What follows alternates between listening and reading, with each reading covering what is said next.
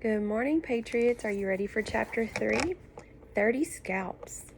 Within a few minutes, loud snores, well, not loud, but loud for an Indian, began to come out of the teepee, but Omri, sleepy as he himself, was not quite ready for bed. He had an experiment to do. As he had figured it out so far, the cupboard or the key, or both together, brought plastic things to life, or they were already alive and turned them into plastic. There were a lot of questions to be answered, though. Did it only work with plastic? Would, say, wooden or metal figures also come to life if shut up in the cupboard? How long did they have to stay in there for magic to work overnight? Or did it happen right away? And another thing, what about objects? The Indian's clothes, his feather, his knife, and all had become real. Was this just because they were a part of the original plastic figure? If he put, anything you like, the despised plastic teepee, for instance, into the cupboard and locked the door, would that be real in the morning? And what would happen to a real object if he put that in? He decided to make a double trial. He stood the plastic Indian tent on the shelf of the cupboard. Beside it, he put a matchbox car. Then he closed the cupboard door. He didn't lock it. He counted slowly to 10. Then he opened the door. Nothing had happened. He closed the door again, and this time locked it with great-grandmother's key. He decided to give it a bit longer this time, and while he was waiting, he lay down in bed. He began counting to 10 slowly. He got roughly as far as 5 before he fell asleep. He was awakened at dawn by a little bear bawling at him. The Indian was standing outside the felt teepee on the edge of the table, his hands cupped to his mouth as if shouting across a measureless canyon. As soon as Omri's eyes opened, the Indian shouted, "Day come! Why you still sleeping? Time eat, hunt, fight, make pictures." Omri leaped up. He cried, "Wait!" and almost wrenched the cupboard open. There on the shelf stood a small teepee made of real leather. Even the stitches on it were real. The poles were twigs tied together with a strip of hide. The designs were real Indian symbols put on with bright dyes. The car was still a toy car made of metal, no more real than it had ever been. "It works," breathed Omri, and then he caught his breath. "Little Bear," he shouted, "it works, it works. I can make any plastic toy I like come alive. Come look, it's real magic. Don't you understand? Magic." The Indian stood calmly with folded arms, evidently disapproving of this display of excitement. "So, magic. The spirits work much magic. No need wake with howls." Omri hastily pulled himself together. Never mind the dead, it was his parents. He must take care not to wake. He picked up the new teepee and set it down beside the one he had made the night before. "Here's the good one I promised you," he said. Little Bear examined it carefully. "No good," he said at last. "What? Why not?" "Good teepee, but no good Iroquois brave. See?" He pointed to the painted symbols. "Not Iroquois signs. Algonquin. Little Bear sleep there. Iroquois spirits angry." "Oh," said Omri, disappointed. "Little Bear like Omri teepee. Need paint. Make strong pictures. Iroquois signs. Please the spirits." Omri's disappointment melted into intense pride. He had made a teepee that satisfied his Indian. "It's not finished," he said. "I'll take it to school and finish it in handcrafts lesson. I'll take out the pins and sew it up properly. Then when I come home, I'll give you the poster paints and you can paint your signs. I paint. Must have longhouse teepee. No good for Iroquois. Just for now." Little Bear scowled. "Yes, but very short. Now eat." Yes. What do you like to eat in the mornings?" "Meat," said the Indian immediately. "Wouldn't you like some bread and cheese?" "Meat. Or corn, or some egg?" The Indian folded his arms uncompromisingly across his chest. "Meat," said Omri with a sigh. "Yes, well, I'll have to see what I can do in the meantime. I think I'd better put you on the ground." "Not on ground now. No. You're high above the ground. Go to the edge and look, but don't fall." The Indian took no chances. Lying on his stomach, he crawled commando fashion to the edge of the chest of the drawers and peered over. "Big mountain," he commented at last. "Well," but it seemed too difficult to explain. "May I lift you down?" Little Bear stood up and looked at Omri measuringly. "Not hold tight?" he asked. "No, I won't hold you at all. You can ride on my hand." He laid his hand palm up next to Little Bear, who, after only a moment's hesitation, stepped onto it and for greater stability sat down cross-legged. Omri gently transported him to the floor. The Indian rose lithely to his feet and jumped off onto the gray carpet. At once he began looking about with suspicion. He dropped to his knees, felt the carpet, and smelled it. Not ground, he said, blanket.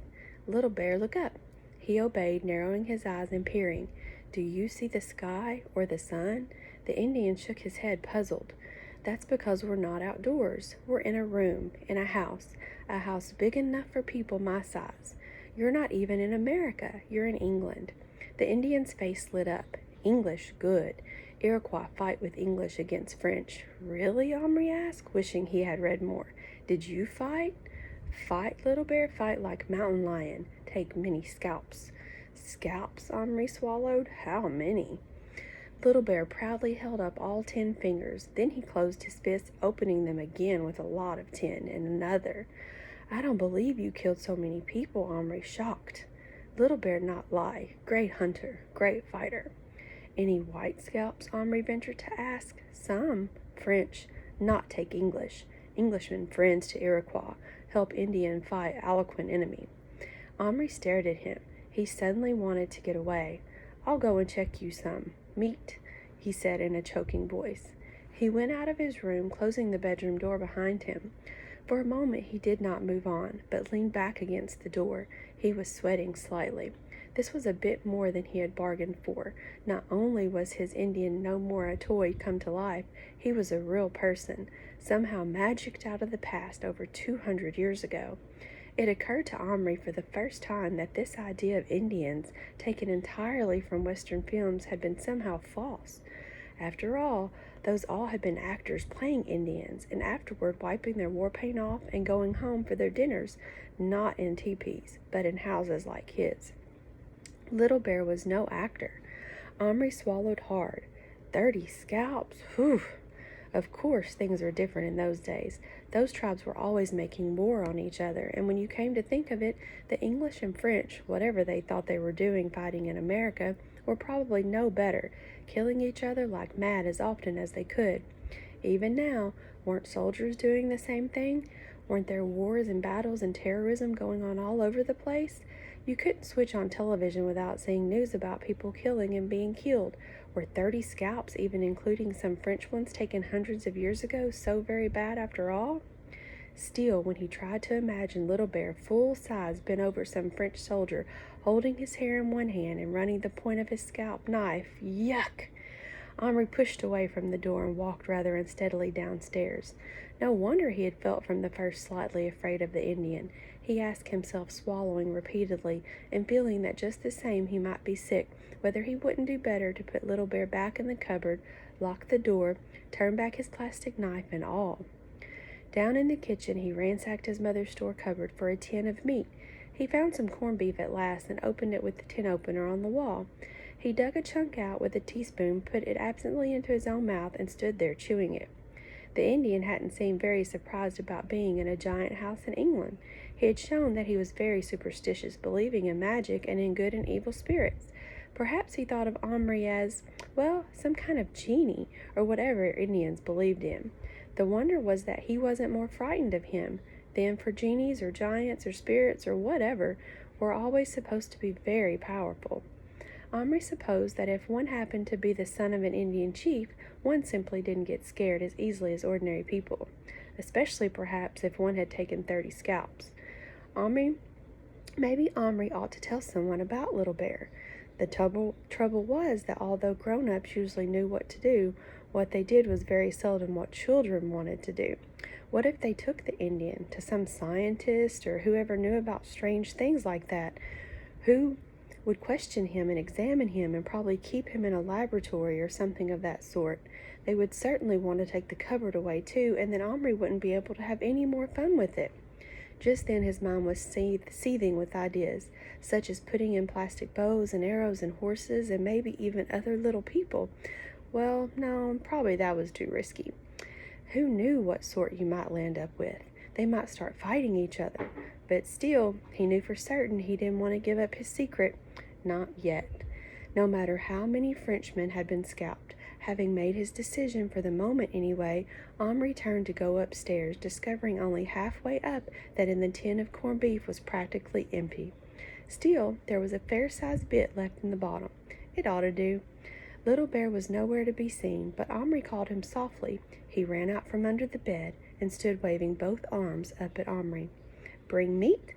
"Yes." Omri put it on the miniature plate he'd cut the night before and placed it before the Indian, who seized it in both hands and began to gnaw on it. "Very good. Soft. Your wife cooked this?" Omri started to laugh. "I haven't got a wife." The Indian stopped and looked at him. "Omri not got wife? Who grow corn, grind, cook, make clothes?"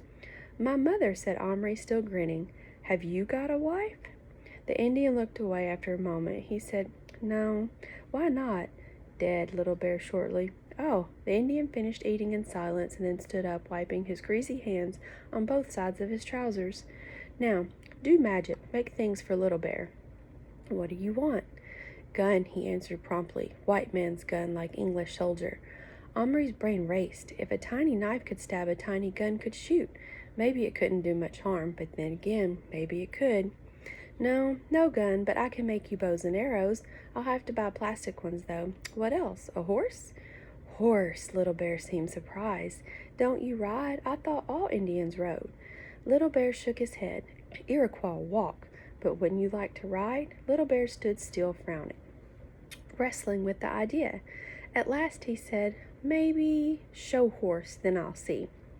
Again Omri rummaged to the biscuit tin. There were a number of horses here, big ones carrying armored knights, small ones pulling gun carriages in the Napoleonic Wars, several cavalry ones who might be the best.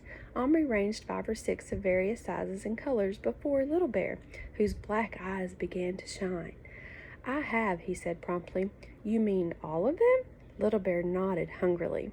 "No, that's too much. I can't have herds of horses galloping all over my room. You choose one."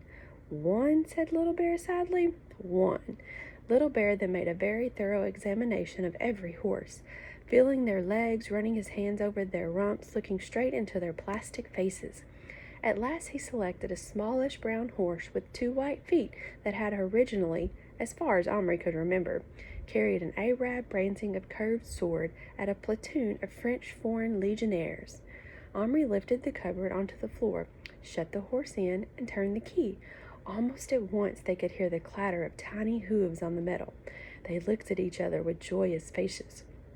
Open door," commanded Little Bear. Omri lost no time in doing so. There, prancing and pawing with white paint, was lovely, shiny-coated little brown Arab horse. As the door swung open, he shied nervously, turning his face and pricking his ears so far forward that almost met over his forelock. His tiny nostrils flared, and his black tail plumbed above his haunches as he gave a high, shrill neigh. "Ah!" cried Little Bear. In a moment he had vaulted over the bottom edge of the cupboard, and as the horse reared in fright, jumped into the air under its flying hooves and grasped the leather reins. The horse fought to free its head, but Little Bear hung on with both hands. Even as the horse plunged and bucked, the Indian had moved from front to the side. Grasping the high pommel of the saddle, he swung himself onto it. He ignored the swinging stirrups, holding on by gripping with his knees. The horse flung himself back on his haunches and threw himself forward in a mighty buck, head low, heels flying. To Omri's dismay, Little Bear, instead of clinging on, somehow came loose and flew through the air in a curve, landing on the carpet just beyond the edge of the cupboard. Omri thought his neck must be broken, but he had landed in a sort of somersault and was instantly on his feet. The face he turned into Omri was shining with happiness. "Crazy horse!" he cried with fierce delight. The crazy horse was meanwhile standing quite still, reining hanging loose, looking watchfully at the Indian through wild, wide-apart eyes. Little Bear made no sudden moves. He stood quite still for a long time, just looking back at the horse. Then so slowly you could scarcely notice, he edged towards him, making strange hissing sounds between his clenched teeth that almost seemed to hypnotize the horse. Inch by inch he moved softly, cautiously, until he and the horse stood almost nose to nose. Then quite calmly Little Bear reached up and laid his hand on the horse's neck. That was all. He did not hold the reins. The horse could have jumped away, but he didn't. He raised his nose a little so that the Indians seemed to be breathing into each other's nostrils. Then in a quiet voice Little Bear said, "Now horse mine, crazy horse mine." Still moving slowly, though not as slowly as before, he took the reins and moved alongside the horse. After a certain amount of fiddling, he found out how to unbuckle the straps that laid the Arabian saddle and lifted it off, laying it on the floor. The horse snorted and tossed his head, but did not move. Hissing gently now, the Indian first leaned his weight against the horse's side, lifted himself in his arms until he was astride. Letting the reins hang loose on the horse's neck, he squeezed his legs. The horse moved forward as tame and obedient as you please, and the pair rode once around the inside of the cupboard as if it had been a circus arena. Suddenly Little Bear caught up the reins and pulled them to one side, turning the horse's head, at the same time kicking him sharply. The horse wheeled and bounded forward towards the edge of the cupboard. This metal rim was way up to the small horse's chest, like a 5-barred gate to a full-size horse. There was no room ride to straight ahead. From the back of the cupboard to the front, so Little Bear rode diagonally, a very different angle, yet the horse cleared it in a flying leap. Omri realized at once that the carpet was too soft for him. His feet simply sank into it like soft sand. "Need ground, not blanket," said Little Bear sternly. "Blanket not good for ride." Omri looked at his clock. It was still only a little after 6 in the morning. At least another hour before anyone else would be up. "I could take you outside," he said hesitantly. "Good," said Little Bear, "but not touch horse. You touch much fear." Omri quickly found a small cupboard box that had a matchbox lorry. It even had a sort of window through which he could see what was happening inside. He laid that on the carpet with the ends of the flaps open. Little Bear rode the horse into the box, and Omri carefully shut the end of it even more carefully and lifted it up. Then in his bare feet he carried the box slowly down the stairs and let himself out through the back door. It was a lovely fresh spring morning. Omri stood on the back steps with the box in his hands, looking round for a suitable spot. The lawn wasn't much good. The grass would be over the Indian's head in most places. The terrace at the foot of the steps was no use at all, with its hard, uneven bricks and the cracks between them. But the path was beaten earth and small stones, real riding ground if they were careful. Omri walked to the path and laid the matchbox carton down. For a moment he hesitated. Could the Indian run away? How fast could such a small horse run? As fast as, say, a mouse? If so, and they wanted to escape, Omri wouldn't be able to catch them.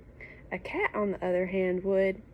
Omri knelt on the path in his pajamas and put his face to the cellophane window. The Indian stood inside, holding the horse's head. "Little Bear," he said clearly, "we're outdoors now. I'm going to let you out to ride, but remember, you're not on a prairie. There are mountain lions here, but they're big enough to swallow you whole, and the horse too. Don't run away. You wouldn't survive. Do you understand?" Little Bear looked at him steadily and nodded. Omri opened the flap, and the Indian and the horse stepped out into the morning sunlight. Chapter 4 will be next, The Great Outdoors. I hope you're loving our story, and I hope everybody's doing well on this Friday afternoon. I hope you have a great weekend.